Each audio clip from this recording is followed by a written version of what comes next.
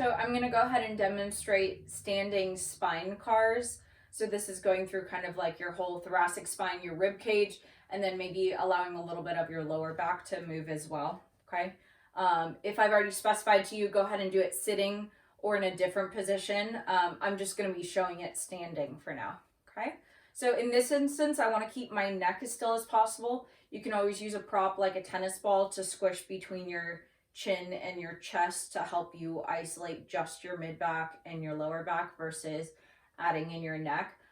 Or for me, I just kind of press my hand into my chin and press my chin down into my hand to stabilize. You can also just go ahead and cross your arms. Okay, I'm going to go ahead and show you this way.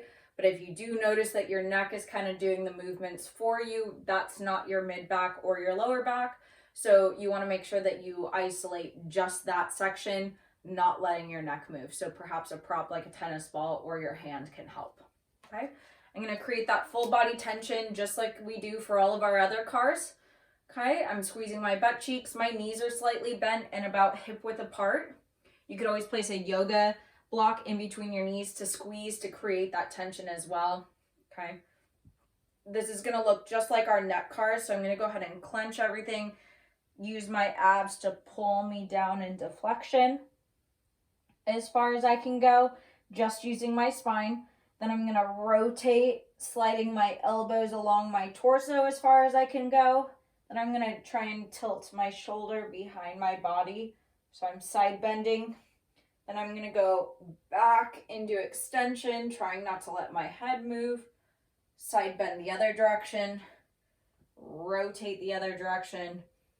Curl myself back into the middle and slide back up to the beginning. I'm going to go ahead and show you 2 more times to the right. So squeezing everything, rolling down, using my abs to pull me down. And I'm going to slide my elbows along the front of my body into rotation.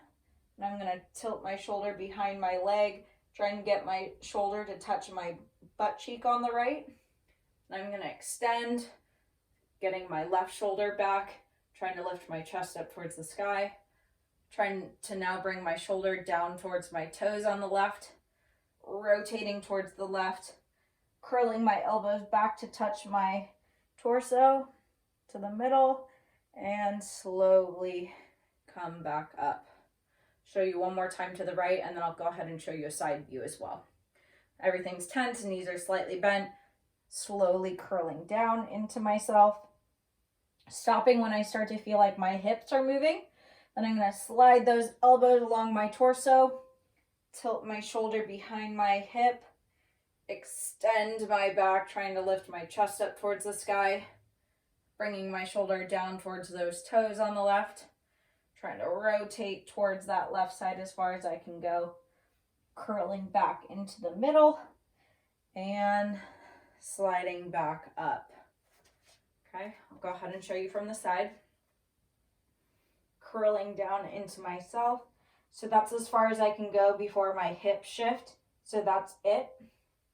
Rotate as far as I go. If I go any further, my hips are moving, so I'm just isolating my spine. I'm gonna side bend, so tilting my shoulder behind me.